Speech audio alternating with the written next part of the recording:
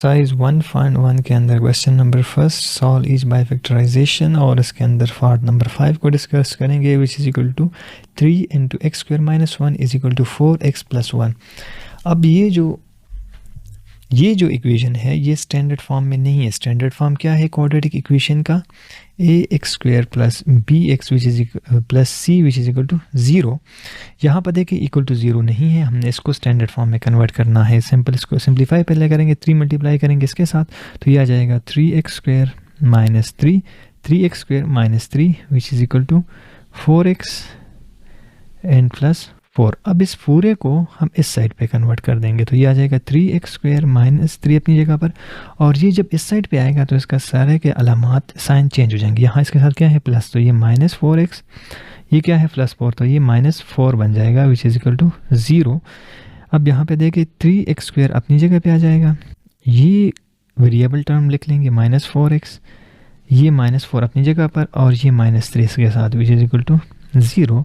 तो यहाँ से हमें मिलता है 3x स्क्वायर माइनस 4x और इन दोनों को जब हम आपस में ऐड करते हैं तो ये minus 7 which is equal to 0। इसका मतलब ये है कि आपके ऊपर माइनस 3 ऑलरेडी कर्ज है और आपके ऊपर एक और कर्ज आ गया माइनस 4 का, तो ये टोटल कितना हो गया माइनस 7। तो ये हमारे पास आ गया।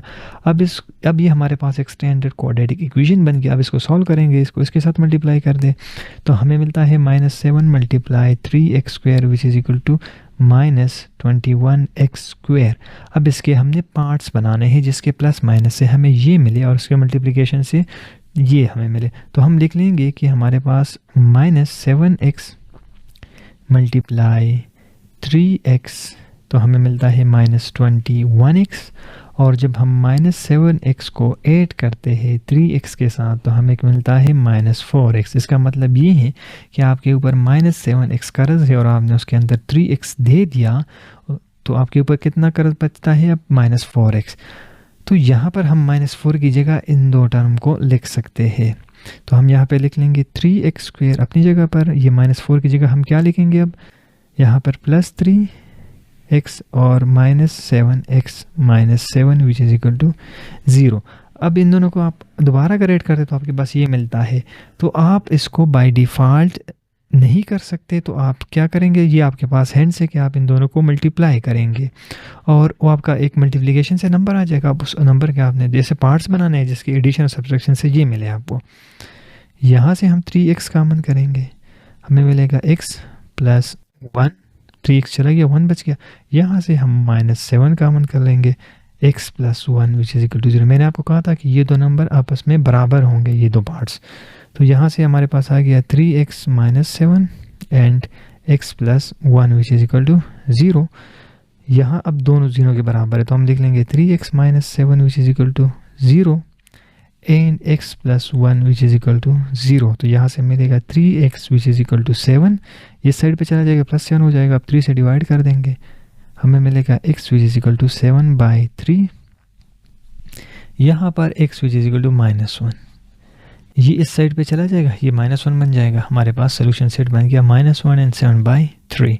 पार्ट नंबर 6 है जो कि लास्ट पार्ट है क्वेश्चन नंबर 1 का, x into 3x minus 5 and x minus 6 and x minus 7 है। पहले हमने इसको स्टैंडर्ड फॉर्म के अंदर लिखना है तो हम सिंपल लिख लेंगे, इसको पहले मल्टीप्लाई करेंगे, ये हमारे पास आ जाएगा 3x स्क्वायर क्योंकि ये 3 और ये x into x square minus 5x which is equal to, अब यहाँ पे x multiply x square, x multiply minus 7 minus 7x minus 6 multiply x minus 6x minus minus plus 6 multiply 7 42 हमें मिलेगा। तो यहाँ से आ जाएगा 3x square minus 5x which is equal to x square, और यहाँ से हमें मिलेगा माइनस 13x, यहाँ से प्लस 42। अब इन सब को हमने इस साइड पे लाना है, तो जब इस साइड पे लाएंगे तो सारा सबका साइन चेंज हो जाएगा। तो यहाँ पे 3x स्क्वायर माइनस 5x अपनी जगह पर, और ये जब इस साइड पे आएगा यहाँ पे क्या है प्लस, तो ये माइनस x स्क्वायर हो जाएगा। यहाँ पे क्या है माइनस, तो ये प्लस 13x और ये minus 42 which is equal to 0।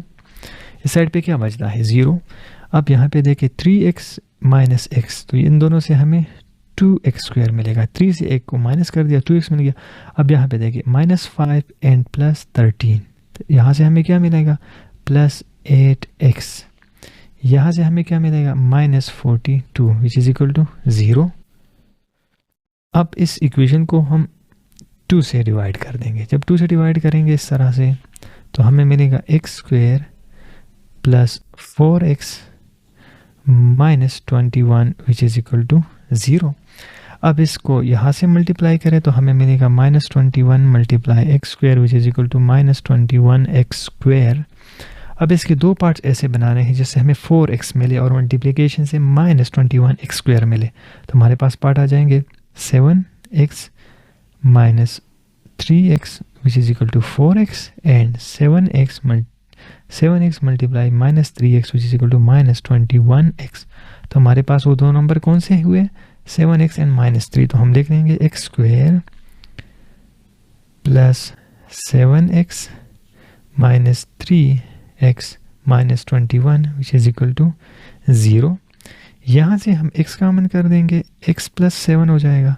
यहाँ से हम -3 कॉमन कर देंगे, यहाँ से x बच जाएगा और यहाँ +7 which is equal to 0। Simple लिख लेंगे x plus 7 and x minus 3। मैंने आपको कहा था इन दोनों में से आपने एक लेना है और फिर x minus 3 which is equal to 0। अब ये दोनों 0 के बराबर है मल्टीप्लिकेशन, इसका मतलब है ये भी 0 के बराबर है और ये भी 0 के बराबर है। हम लिखेंगे x plus 7 which is equal to 0 and x minus 3 which is equal to 0। तो यहाँ से हमें मिलेगा x माइनस 7 और यहाँ से मिलेगा x which is equal to 3।